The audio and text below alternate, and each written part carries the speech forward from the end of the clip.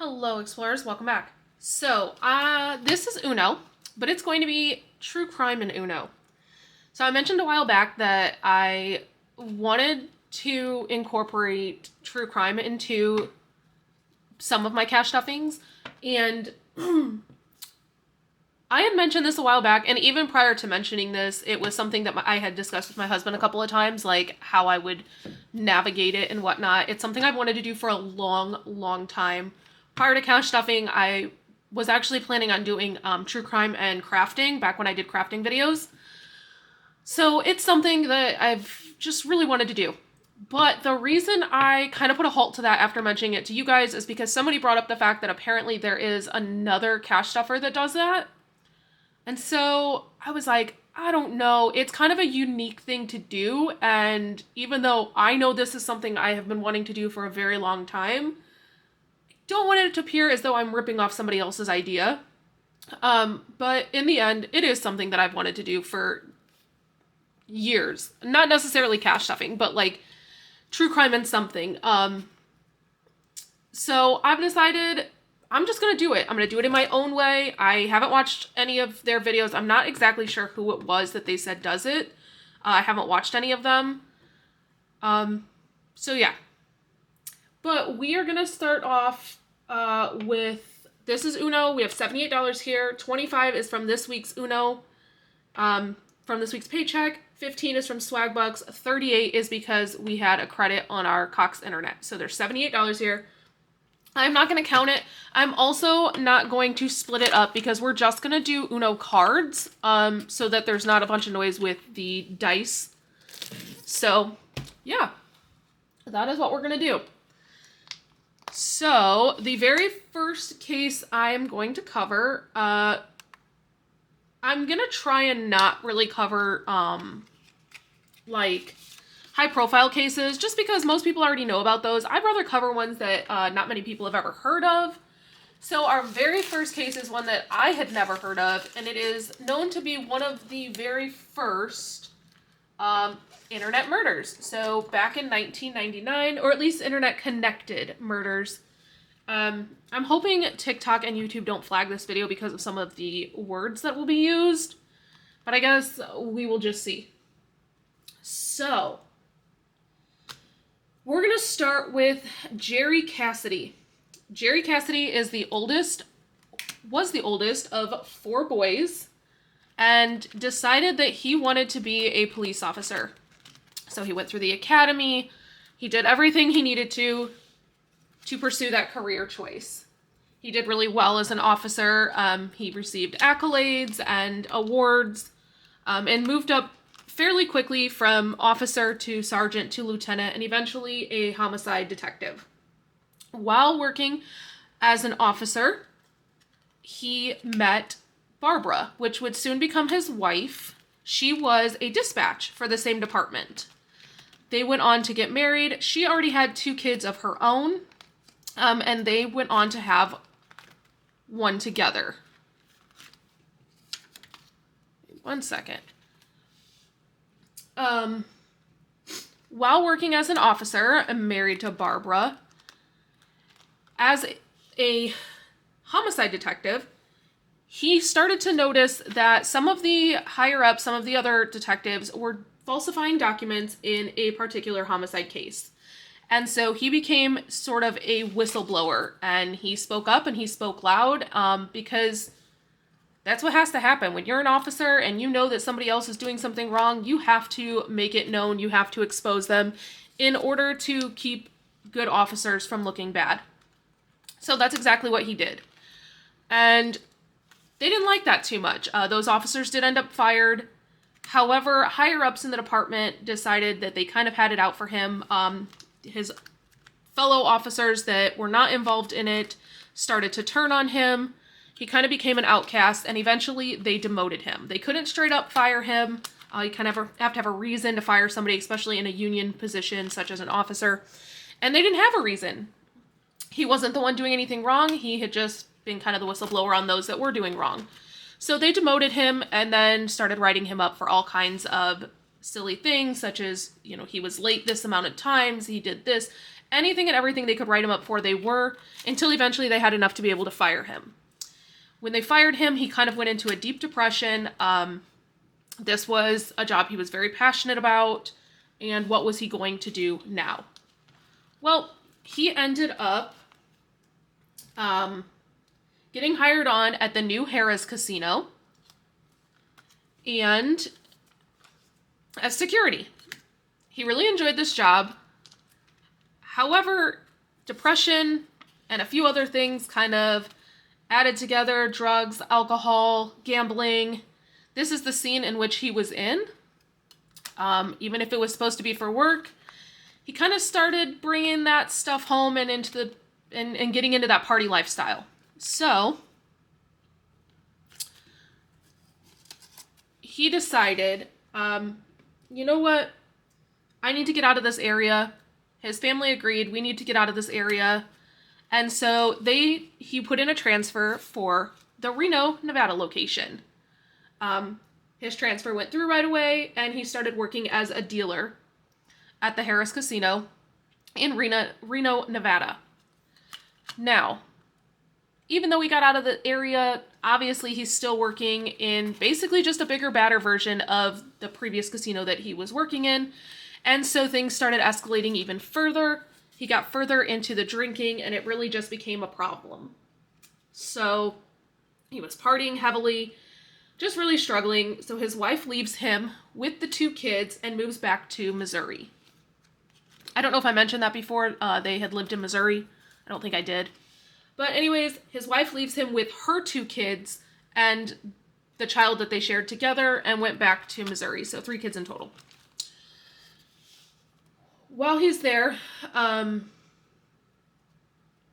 it really just kind of all goes downhill. And eventually his family convinces him that he needs to move back to Missouri as well. It's getting increasingly bad. Wild, I'm just going to put Wilds in a mortgage so I don't have to think about them.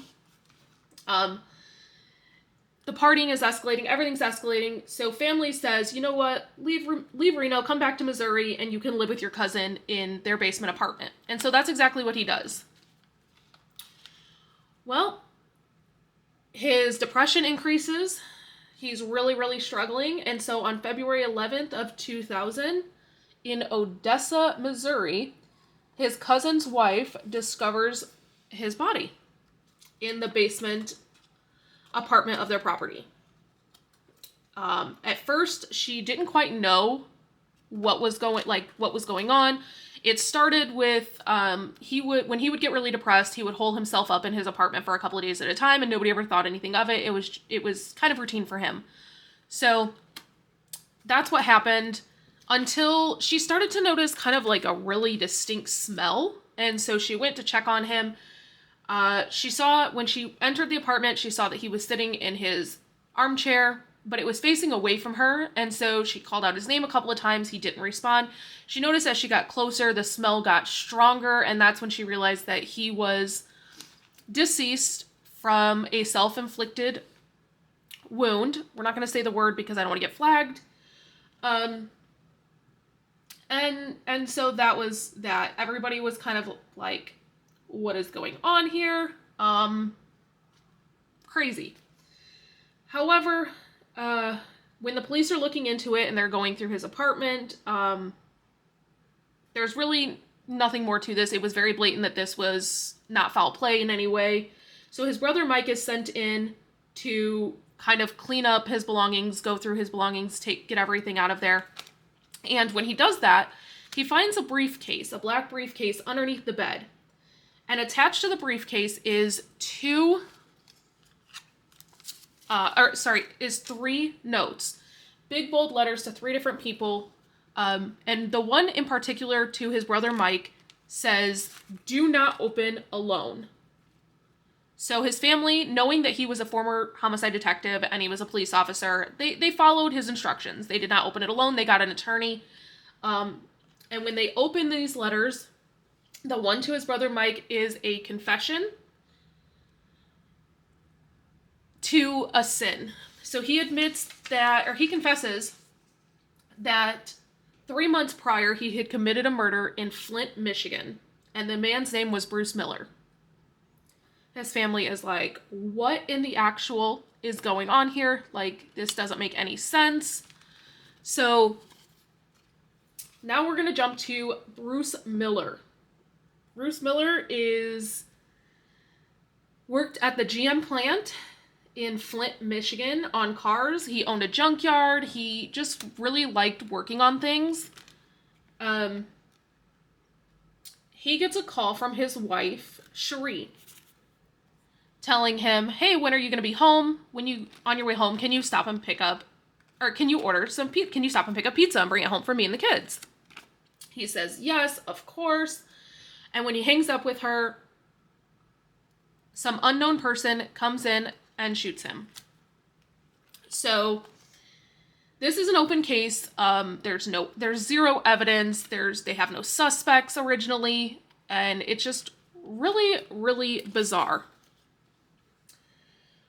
So let's now jump to, obviously, 3 months later. In this letter, there's this man who is claiming that he traveled to Flint, Michigan to commit this murder, and it was completely staged, and yeah. So now let's give a little bit of backstory on Bruce and Sharee.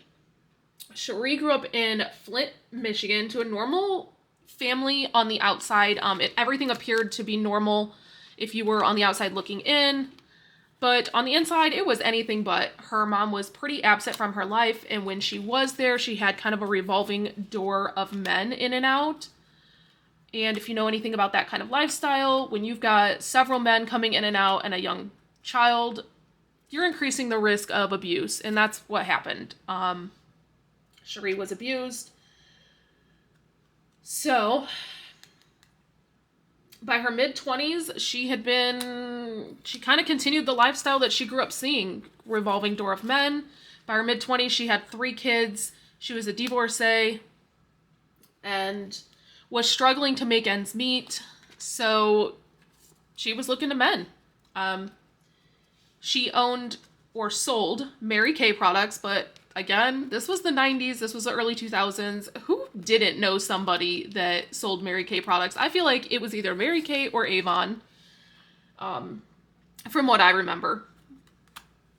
So she ends up getting a job as a bookkeeper at Bruce's junkyard.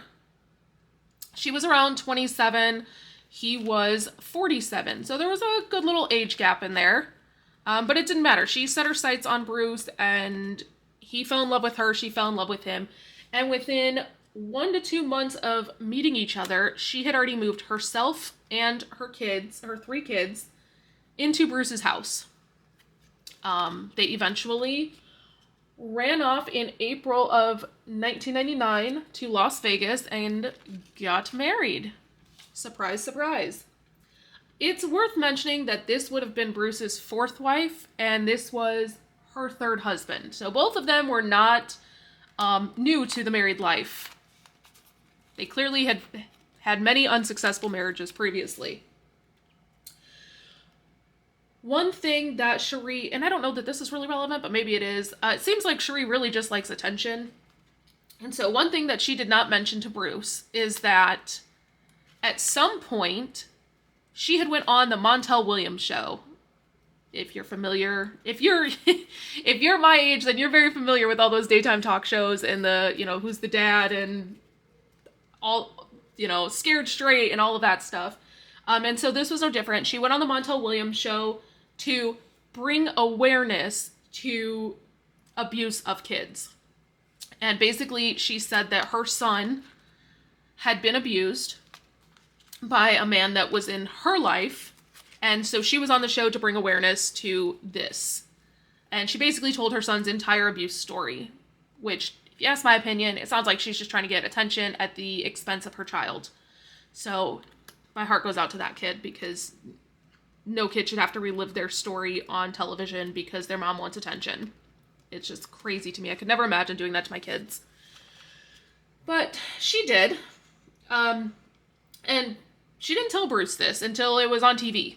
And there's really no further information about that. It's just kind of like I guess, goes to her character. So Bruce is like absolutely infatuated with Sharee.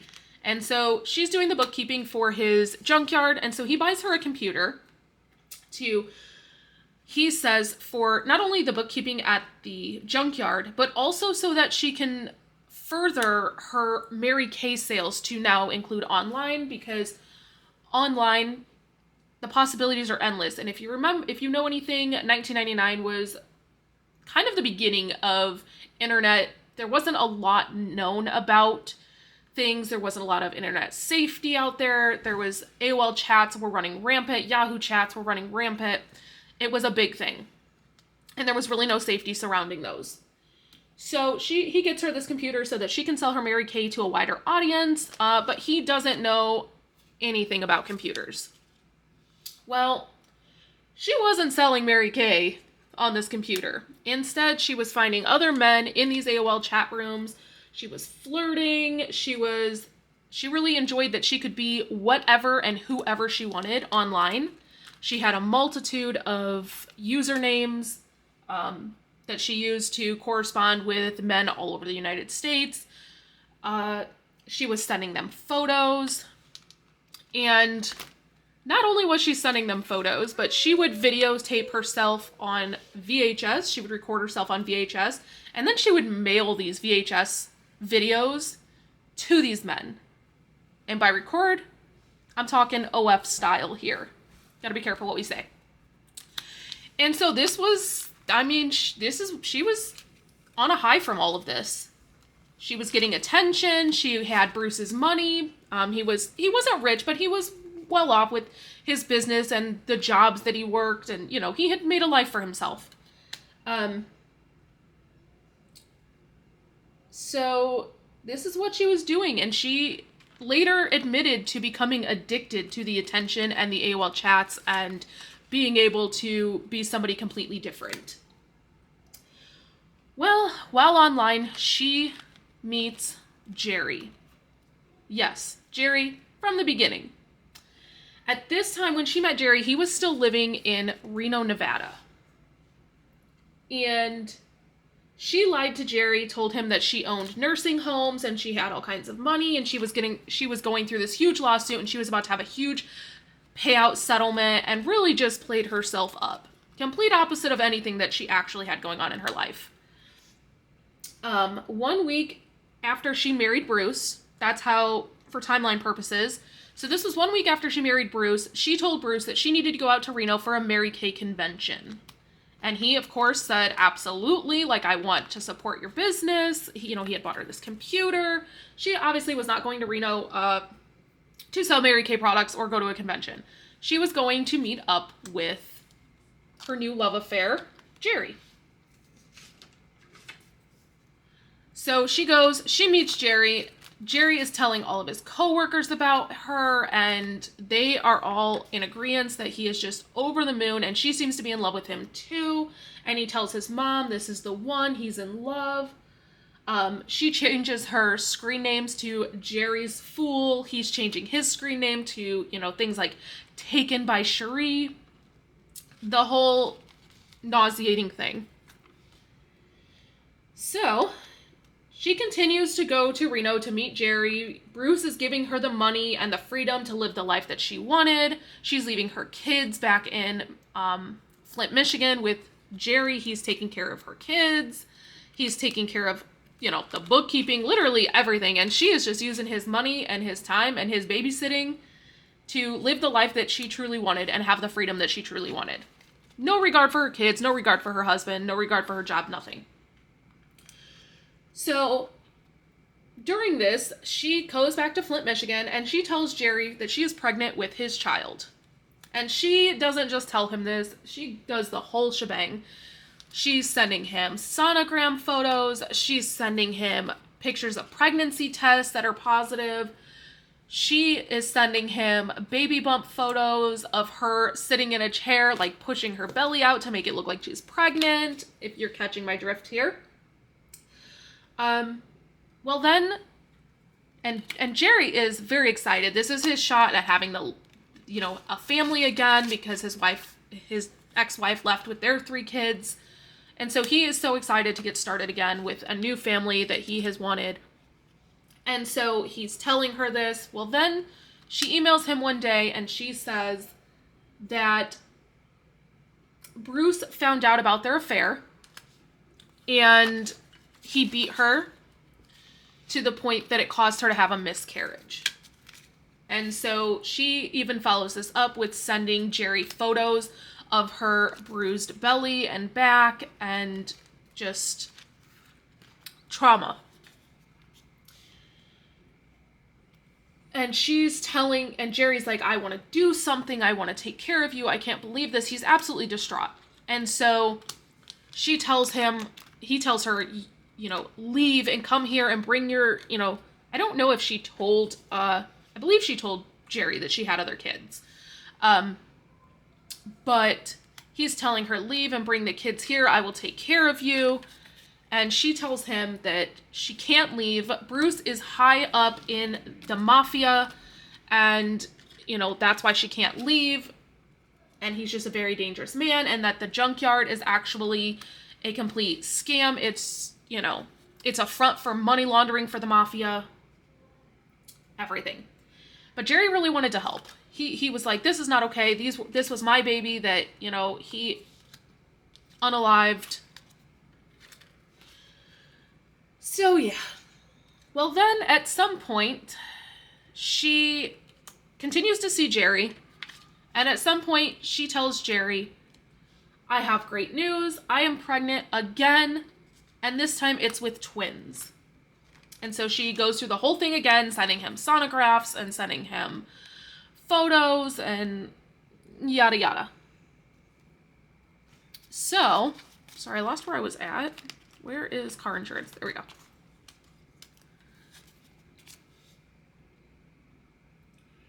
Well, on November 5th of 1999, Jerry receives an email, but this time it's not from Sharee. It is from Bruce. And it says, Sharee is growing fat with 2 babies, doesn't like the way she looks, and is going to get an abortion. This is a direct quote. And Jerry is freaking out. He's calling hospitals. He's calling Sharee. He's emailing her that he's worried. Don't do this. He will take care of her. Yada, yada, yada. So then he gets a message from an unknown username. She says it's Sharee. She's going away for a few days and will contact him next week. And he's like, wait, no, tell me what's going on. Well, then next thing he knows, he gets another email from Bruce. And this one says, Sharee told me the abortion went fine. She's on her way home. She's happy she can't have any more kids. Thanks for making my relationship with my wife better. Jerry is distraught. Bruce is completely clueless in everything. Let's just put this out there. These emails were not coming from Bruce. They were coming from Sharee. Apparently she's bored and somebody needs to get this woman a hobby that does not include toying with men. Bruce barely knew how to work the computer. We'll just put that out there. So then Sharee sends an email to Jerry that she didn't have an abortion. That wasn't true. Bruce was lying. And that instead what actually happened was that Bruce had his mafia guys gang her. You can fill in the blank. Which caused her to miscarry again. And so at this time, Jerry is just like, he cannot handle this. He absolutely just cannot handle this. And so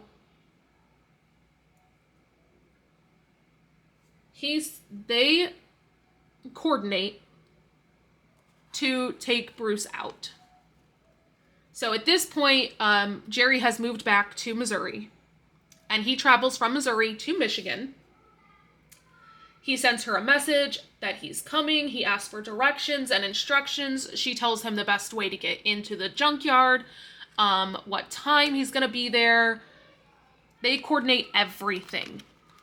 And so he does. He arrives. And when he arrives is when Bruce was on the phone with Sharee telling him, I will pick up pizza on the way home for you and the kids, yada, yada, yada. Obviously, that pizza never arrived and was never going to arrive, and Sharee knew this. Well, when police find Bruce, they're looking for a suspect, and obviously the first suspect is going to be the wife. Always is.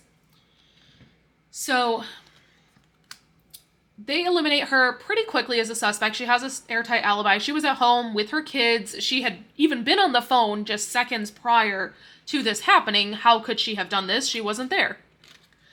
Well, instead, they kind of zero in heavily on Bruce's old friend, John, because Bruce owed John money. And it was overheard by someone when Bruce and John were in an argument where John was saying, if I don't get my money, I'm going to kill you. Not the best thing to say, obviously, but we all say things in the heat of the moment. I mean, I don't know that I've ever said anything like that. That's kind of crazy. But the cops have pretty much narrowed in on him. They're trying to pin it on him. And John tells the cops, this isn't me. He doesn't ever get an attorney because he's like, I'm innocent. I don't have a reason to get an attorney. Always get an attorney. So he tells the cops, Sharee is trouble. Because apparently, John had dated Sharee previously and knew how kind of crazy she was.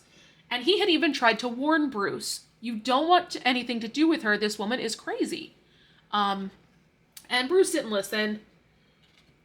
But the cops had no proof of anything. John had no proof of anything. But it was enough for the police to take a second look at Sharee because at this point, they had no one else to go off of. Well, after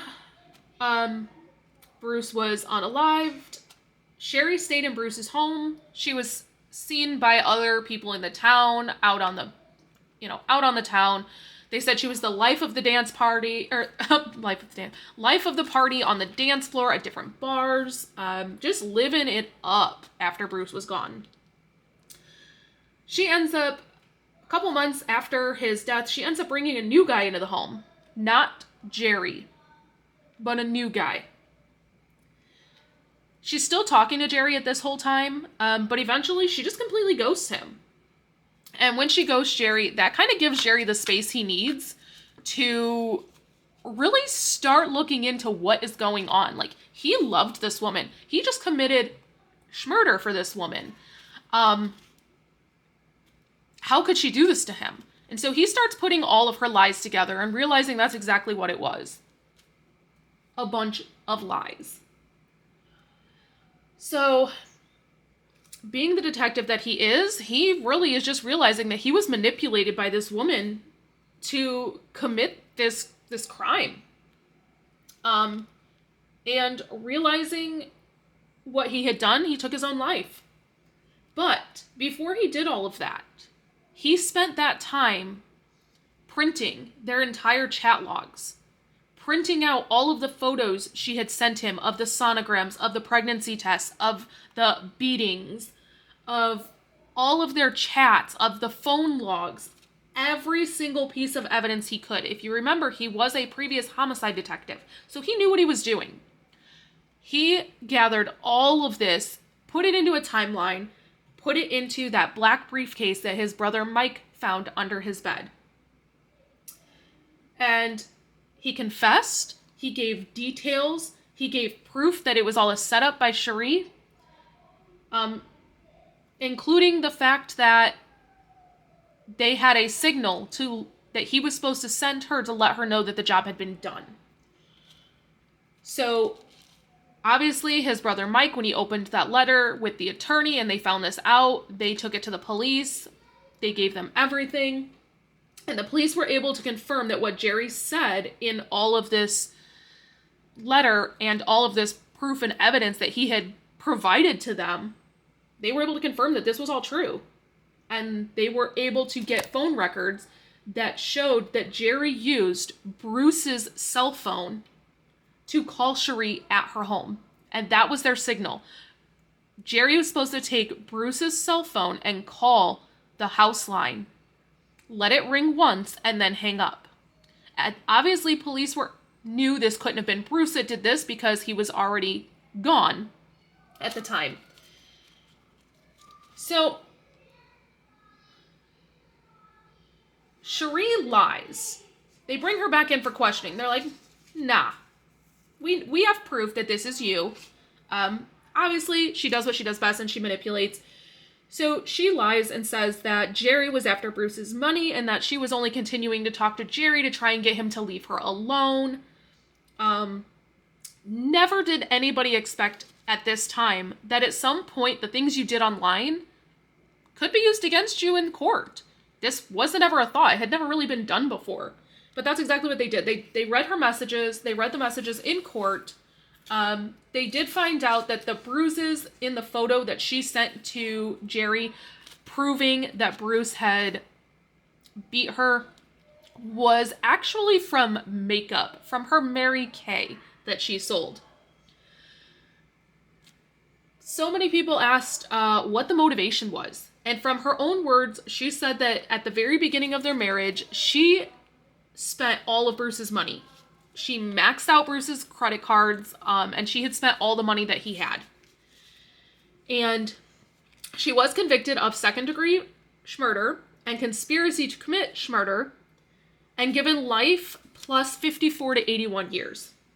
However, she gets out. So let's do this. 1, 2, 3, 4, 5, 6, 7, 8, 9, 10, 11, 12, 13 going into mortgage. So on July 16, 2009, a federal court judge ordered the immediate release on bond pending a new trial. And the reason for this is because her attorneys fought, saying that the self-inflicted note, is what we're going to call that, the self-harm note that Jerry had left, should never have been allowed. During this break, she was obviously let out for a while pending the new trial. She reconnected with her own kids. Apparently, she suddenly cared about her kids because, she didn't care about them during this whole time when she was pawning them off on other guys. But she apparently reconnected with her own kids.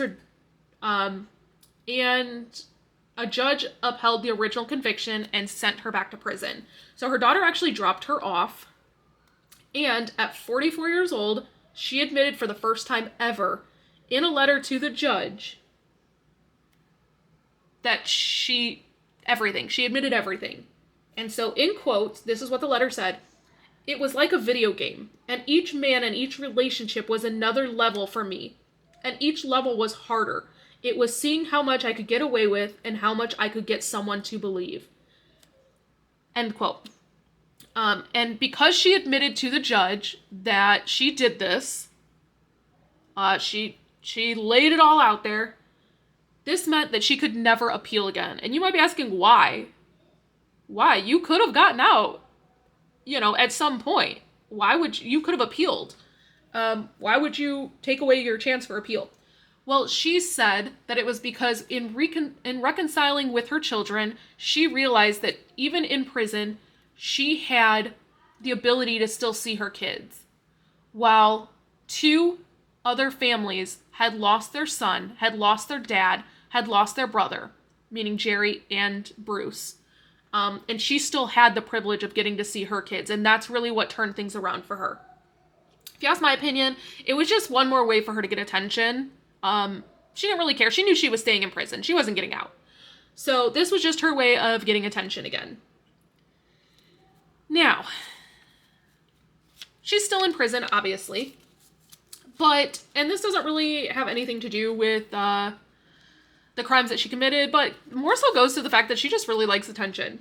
So at some point, the show Snapped on Oxygen did an episode on Sharee and this whole case. And it was during that episode that was airing that a gentleman was watching the episode and just decided that he was in love with Sharee. Yes, you heard that correct.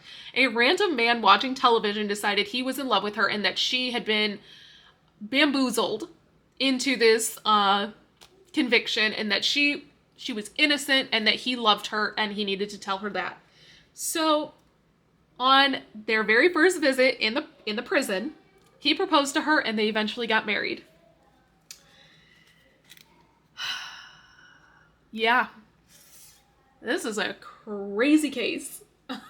They did end up getting divorced, but that made her, that was her fourth husband.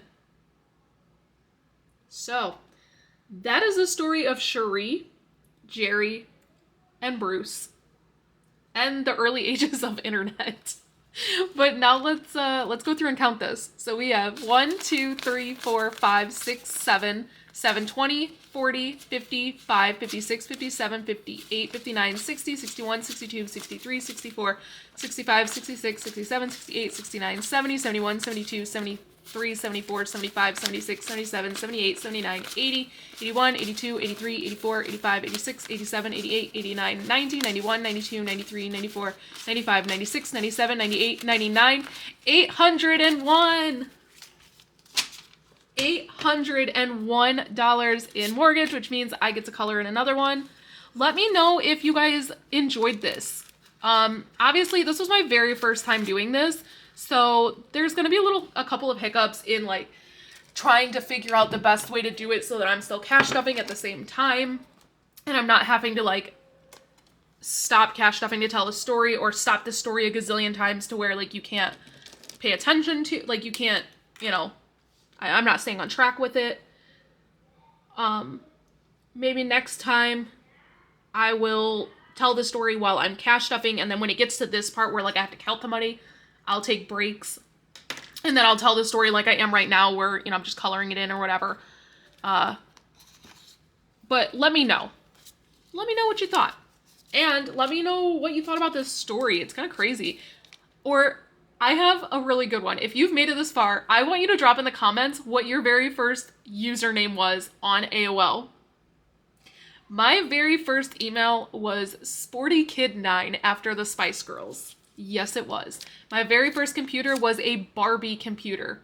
It was the first computer we ever had in our house. So there's 1, 2, 3, 4, 5, 6, 7. $7 going into Ford.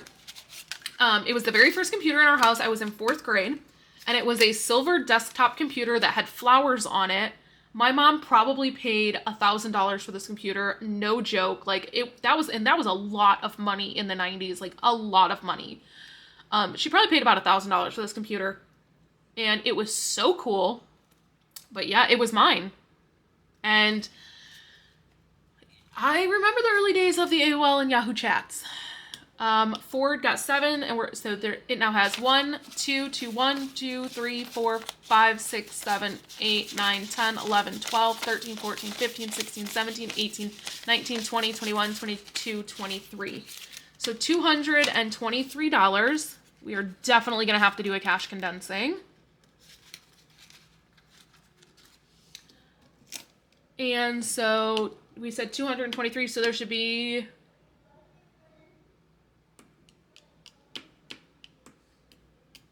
We get to do one more car.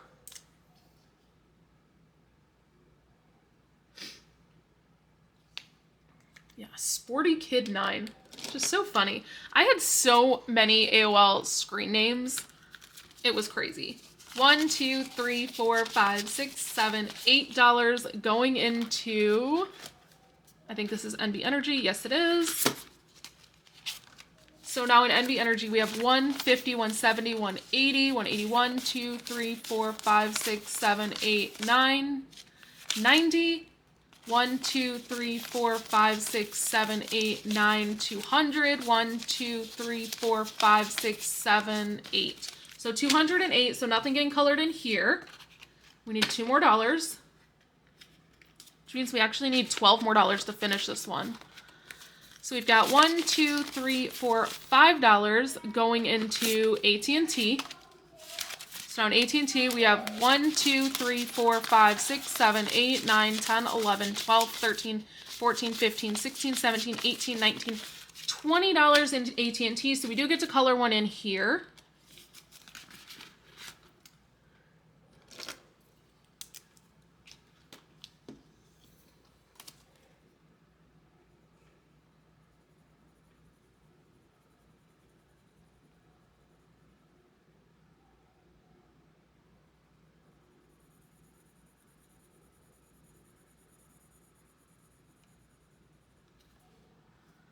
And if only you guys knew how long it took me to put together that story.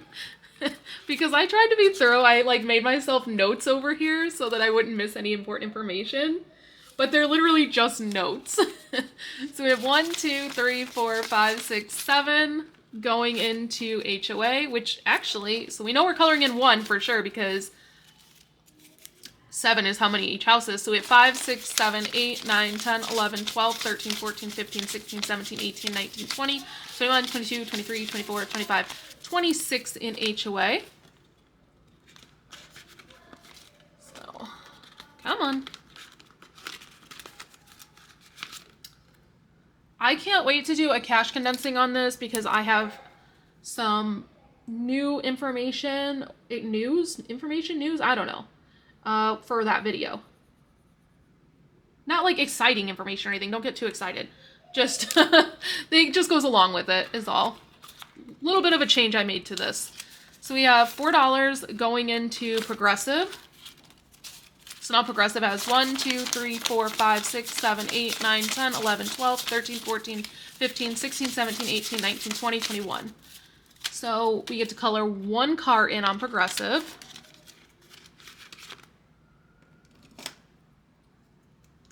Can't wait for you guys to see this video so that I can get some feedback on it.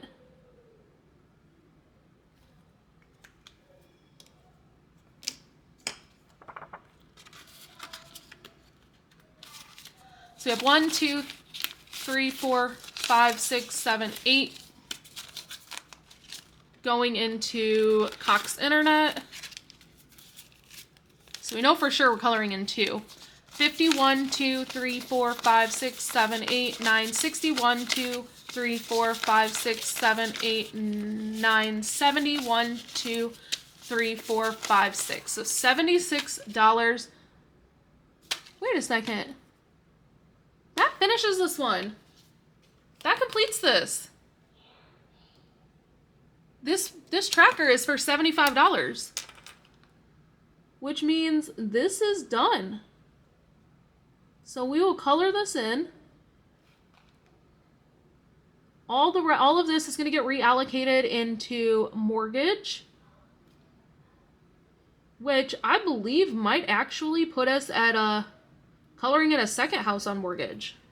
I'll clean this off. I did have somebody ask me, how do you clean these off? Are you using dry erase or how do you clean them off? I don't use dry erase. I do use permanent marker. And I clean them off by using rubbing alcohol. Just plain old alcohol. So now we have $1, 2, 3, 4, 5, 6, 7, $8 going into water, which actually completes water. So now in water, there's 20, 45, 46, 47, 48, 49, 50, 51, 52, 53, 54, 55, 56, 57, 58, 59, 60, 61, 62, which is way more than we need for water. So this is also getting reallocated into mortgage, but we'll go ahead and color this in because seeing things completed is fun. This is going to be a super long video. I apologize. The absolute longest video I've ever done, but I'm hoping you guys enjoy it. 1, 2, 3, 4, 5, 6, 7, 8, $9 going into gas. So now gas has 1, 2, 3, 4, 5, 6, 7, 8, 9, 10, 11, 12, 13, 14, $15. So there should be 7 colored in on gas. So we get to color in 4 more. I did have somebody ask, and this question comes up a lot as I get new followers. I did have somebody ask why I reallocate. Like, what is the point? Actually, I think their exact words were, so the money isn't actually going into where you're putting it. This is, I've mentioned this before, but I know there's so many new people. This is a month ahead, or not a month ahead binder. This is a month's savings, a bill savings binder. It's so that I can have 1 month worth of every bill saved up. If I don't reallocate the money as it's filled in these smaller ones into mortgage, what's going to happen is, say I finish up gas and I'm like, okay, gas is done. It's fully funded. Get it out of here. Eventually, we're only going to have mortgage left, and you can't play Uno with 1 envelope. So I reallocate because at the end of the day, all of this is going to go into the same bank account. So that's why I do it. We have 1, 2, 3, 4, 5, 6, 7, 8, 9 going into trash, which, does that complete trash? I don't think so. 10, 15, 20, 21, 22, 23, 24, 25, 26, 27, 28, 29, 30, 31, 32, 33, 34, 35, 36, 37, 38, 39, 40, 41, 42, 43, 44. Very close though. So we have $44 in trash. So yeah, if I didn't reallocate it, we would have had just mortgage left a very long time ago, because several of these have actually been completed multiple times. I did not even count, you guys. There was 44 here, so I should have 22 filled in. 1, 2, 3, 4, 5, 6, 7, 8, 9, 10, 11, 12, 13, 14, 15, 20, 21, 22. Okay. So that is why I do it. So yeah, I did also, when I asked you guys about what I should do with NV Energy, because NV Energy is the third largest one and it's about to be completed. It's only $12 away. I did ask you guys what I should do about that. I got several suggestions that I should add in a new envelope for grocery, so I will not be doing that. I mean, I do plan on adding an envelope for grocery, but it won't be part of Uno.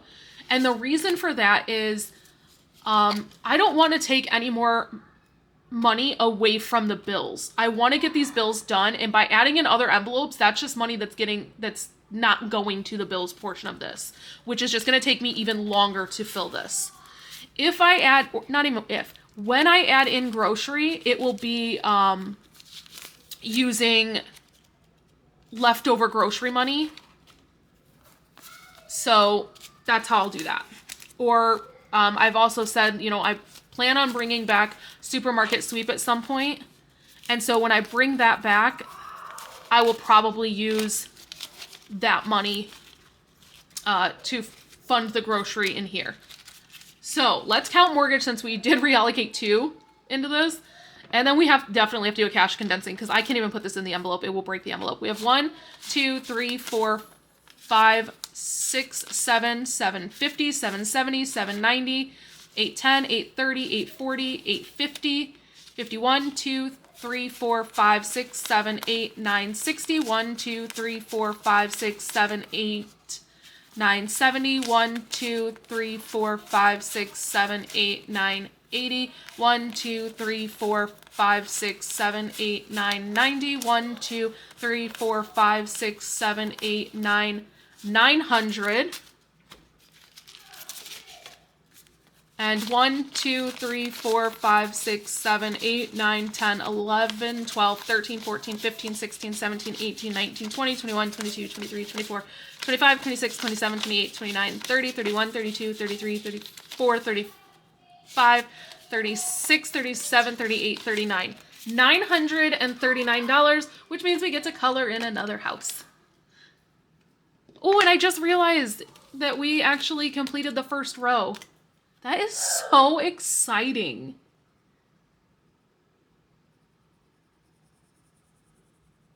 So, that is it that I have for you and this video, but I will definitely be doing cash condensing. I wanted to wait until the end of the month. There's no way that I can, because I'm not going to be able to fit this into the envelope. I'm actually just going to leave this in the back like this. So, yeah, we're going to have to do a cash condensing. So that is it for now, and I will see you guys back here next time. Bye!